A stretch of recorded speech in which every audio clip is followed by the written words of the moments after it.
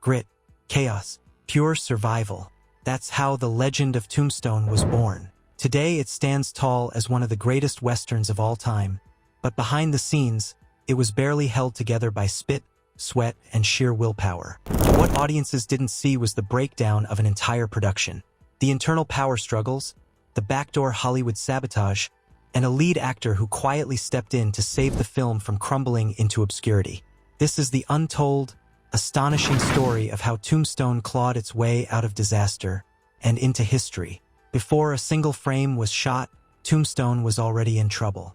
The original director, Kevin Jarre, who also wrote the script, had envisioned a complex, character-driven epic. But Jarre was no seasoned director, and things began falling apart fast. The production slowed to a crawl. Scenes dragged. Cast members grew frustrated as direction evaporated. The studio, worried about ballooning costs and dwindling morale, fired Jarre just weeks into filming. That should have been the death knell. Instead, it opened the door for a silent takeover that changed everything. Enter Kurt Russell, not just the star of the movie, but its secret savior. As things spiraled, Russell quietly took the reins. He rearranged call sheets, reviewed footage, made key decisions, and steered the entire production behind the scenes. Officially, director George P. Cosmatos remained at the helm, but insiders later confirmed what the cast already knew. Tombstone survived because Kurt Russell took control. He never demanded credit. He never made it about ego. He just stepped up and saved the movie. But Russell wasn't the only one battling in the shadows. Over in another studio, Kevin Costner was preparing his own Wyatt Earp film, and he didn't want competition. With his star power and studio backing, Costner allegedly tried to block Tombstone from getting distributed. He pressured studios to steer clear. He worked to choke out the rival production before it could even breathe. Yet, while Costner's Wyatt Earp sputtered at the box office, Tombstone, the scrappy underdog, captured the public's imagination and became a cult classic. And that almost didn't happen. Tombstone's script had been rejected by studio after studio. Executives thought it was too long, too serious, too full of characters, and above all, too Western. They declared Westerns were dead. Kevin Jarre refused to listen. He kept pushing, rewriting, and knocking on doors until finally, independent backers took a risk. That gamble paid off. Jarre's persistence brought the project to life, but it wouldn't survive the shoot unchanged. One of the most pivotal casting decisions nearly went in a radically different direction. Before Val Kilmer landed the role of Doc Holliday, producers considered Willem Dafoe. Known for his intense performances, Dafoe was a frontrunner until his controversial recent roles made executives nervous. They feared negative publicity. The risk was too high. Dafoe was dropped, and thank goodness. Kilmer delivered a performance so unforgettable that fans today can't imagine anyone else as the Southern slick, terminally ill gunslinger. And that famous line, "I'm your Huckleberry," it wasn't just written in the script. It was transformed by Kilmer's improvisation and delivery. The slow, silky way he said it gave the moment its eerie, unforgettable weight. The line became the heartbeat of the film, and it wasn't even rehearsed. Kilmer's natural ability to blend menace with charm made the line legendary, and the character iconic. Kilmer's commitment didn't end there. He lived as Doc Holliday throughout the shoot, slouching, slurring, even isolating himself off camera. His co-stars rarely saw the real Val Kilmer on set. He studied tuberculosis, mimicked labored breathing, and even adjusted his blinking to reflect the disease's toll. He made Doc feel real. So real, in fact, that his co-stars often felt unsettled around him. But Kilmer's transformation went far beyond method acting. It became a psychological immersion. He reportedly stayed in character from morning call to wrap, refusing to socialize or engage casually with cast and crew. His behavior wasn't just performance, it was strategy. Kilmer wanted the cast to see him as Doc, not Val. That emotional distance mirrored the real-life isolation Holliday experienced as a dying man haunted by his own reputation and fate. During lunch breaks, while others gathered to eat or relax, Kilmer often sat alone, pale and quiet, wrapped in layers to mimic the constant chill tuberculosis patients endured. He also altered his voice, softening it, adding a slight rasp, and maintaining a southern lilt that stayed with him even off camera. To capture Doc's frailty convincingly, he lost weight, wore a dental appliance to create the illusion of sunken cheeks, and insisted on minimal makeup to emphasize the natural exhaustion under his eyes. Every movement, from his limp to the way he held a whiskey glass, was studied and deliberate. Behind the scenes, his dedication wasn't always easy to work with. Some crew members later admitted they weren't sure if Kilmer was acting or genuinely ill. Others found it inspiring. Kurt Russell, in particular, recognized the genius unfolding before him. It's said that Russell even encouraged editors to cut some of his own lines to give Kilmer more screen time, a rare gesture in Hollywood that speaks volumes about the power of Kilmer's performance. The result was a portrayal so layered, so nuanced, that it often stole the spotlight. Kilmer's Doc Holliday wasn't just a sidekick. He became the tragic heartbeat of Tombstone, a man at the edge of death who still had enough fire left to walk into one last gunfight. His performance wasn't just award-worthy. It was haunting, unforgettable, and, to this day, widely regarded as one of the finest character transformations in film history. But he wasn't the only actor pushed to his limits.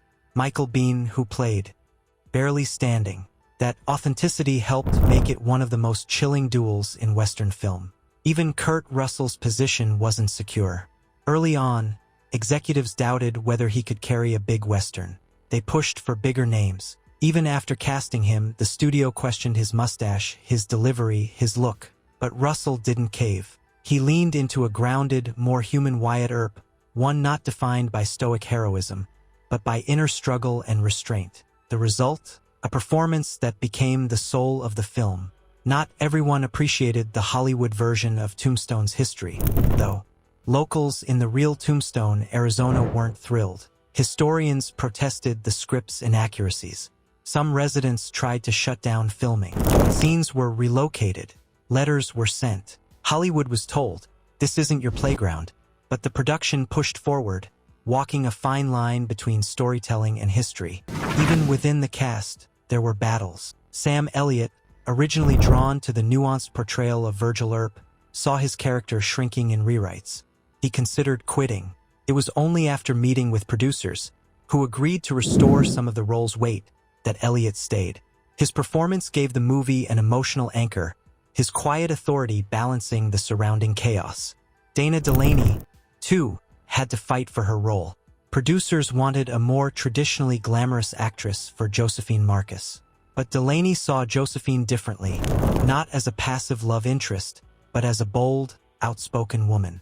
She auditioned with confidence and grit, earning the role by breaking the mold. Her portrayal added crucial depth and challenged stereotypes, giving Josephine a legacy of her own. The realism didn't stop at performance. The infamous scene of Wyatt Earp walking into gunfire to kill Curly Bill is based on real events. At Iron Springs in 1882, Earp did reportedly walk into a hail of bullets and kill Curly Bill with a single shot. Sounds like fiction, but historians say it likely happened. The movie embraced that legend, turning it into a pulse-pounding cinematic moment that felt almost supernatural.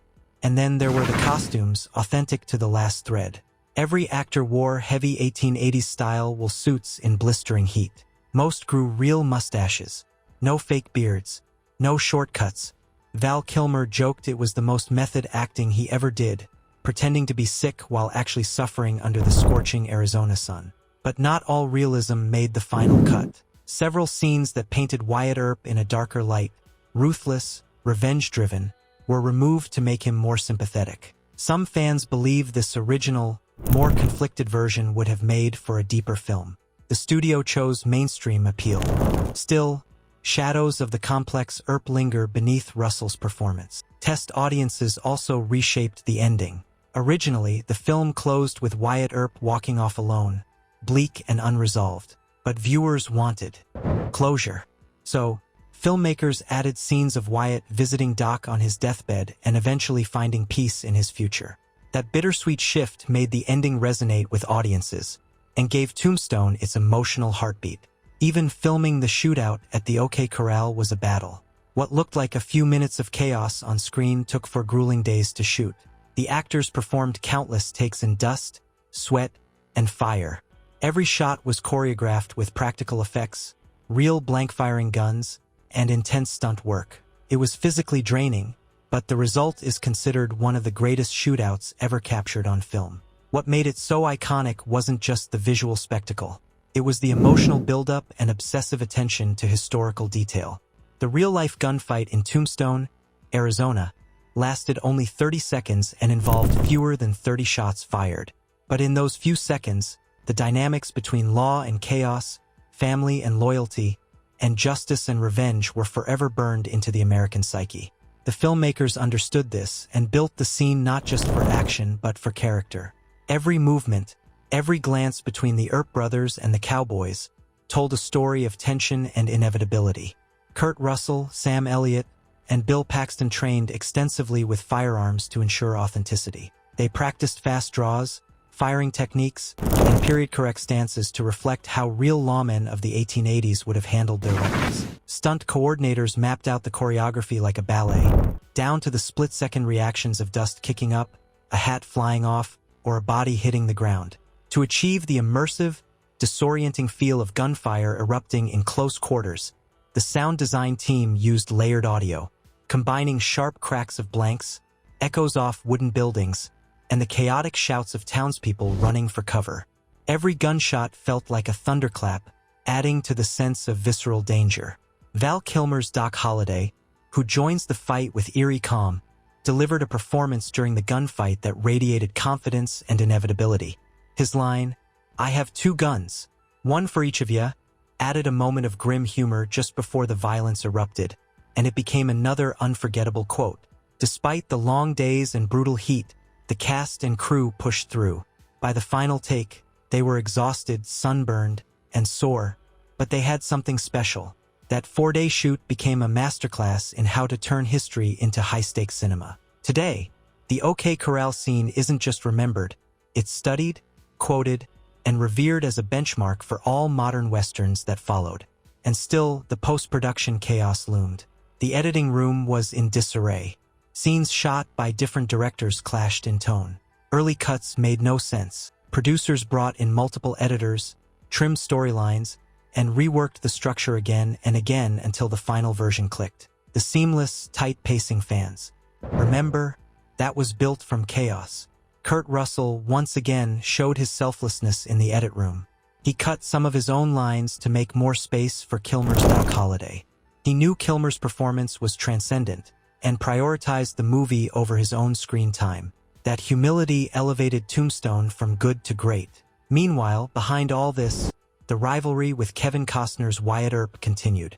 Media outlets pitted the 2 projects against each other. Costner aimed for historical grandeur. Tombstone delivered grit and lightning-paced dialogue. In the end, audiences chose energy and soul over polish and prestige. Authenticity wasn't just for show. Actors like Kilmer and Russell pushed for historical accuracy, tweaking dialogue and actions that felt out of place. They knew the Old West didn't need embellishment. Its raw truth was dramatic enough. And in one final haunting nod to reality, Tombstone honored Doc Holliday's real final words. As he lay dying, looking at his bare feet, he muttered, "This is funny." For a man who expected to die with his boots on, the quiet irony of a peaceful death was too much. But that deathbed scene carried more than just eerie irony. It was layered with historical resonance. In the mythology of the West, dying with your boots on was more than a phrase. It was a badge of honor among gunslingers. It meant you met your end in action, not passivity. For Holliday, a gambler, dentist, and gunfighter who'd cheated death dozens of times, the notion of slipping away in bed must have struck him as absurd. He had lived recklessly, smoked heavily, drank even more, and fought with bullets and words until his lungs gave out. Tuberculosis claimed him slowly, but he never lost his wit. That sharp tongue was his second weapon. Val Kilmer brought all of that, the sarcasm, the pain, the weariness, to life in his final scenes. He played Doc as a man fully aware of his fate, but never quite surrendering to it. When Wyatt Earp visits him in that quiet Colorado sanitarium, the contrast between the 2 men is striking. One has a future, the other only memories. It's here that Tombstone sheds the guns and grit and shows something deeper: love, respect, and finality. Kilmer's gaunt appearance, the shallow breathing, the fading eyes, none of it was exaggerated. He had studied the late stages of tuberculosis meticulously. Every cough, every pained movement was rooted in fact. The production even went so far as to film in a setting similar to the Glenwood Springs Hotel, where Holliday died in real life. The bed, the window light, the silence, it was as close to history as cinema gets. That level of care is why Tombstone endures. It didn't just tell a story, it honored it, flaws and all. And in doing so, it turned a dying man's final joke into a lasting echo across Western film history. That quiet, haunting touch captured the soul of the movie. The same soul that bled through every costume, every frame, every drop of sweat. It wasn't supposed to work. Tombstone was supposed to fail, but it didn't. Against all odds, it became a Western for the ages. So the next time you hear, "I'm your Huckleberry," remember the chaos it took to get that line to the screen, the sacrifices, the rewrites, the battles both on screen and off. Tombstone is more than just a film. It's a story of survival and one of the greatest Hollywood comebacks of all time.